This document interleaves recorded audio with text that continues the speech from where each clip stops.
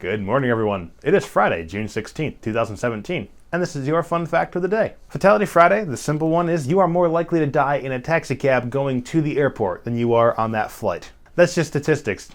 That's just the truth. In the United States, between 1983 and 2000, there were 583 plane crashes total. In 90% of them, 9 out of every 10 plane crashes, there were survivors. A considerable amount of them, too. Of the 53,487 people on flights in that 17-year span, 51,207 survived.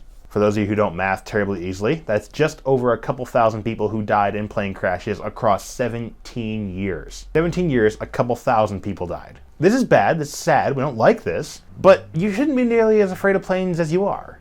The 9/11 terrorism acts have just completely upped our fear of flights, even though the possibility of that happening, especially nowadays, is infinitesimally small. When you compare that couple thousand people across a 17-year span, you realize that's not a very high death rate daily, especially when you compare it to the daily death rate from automobile accidents. All that to say, quite simply, your odds are far greater of dying from driving than they are of flying. You should feel safer in the air, even if you don't have wings.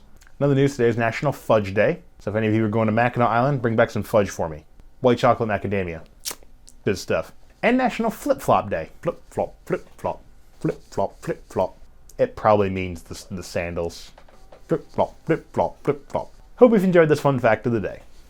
See you tomorrow.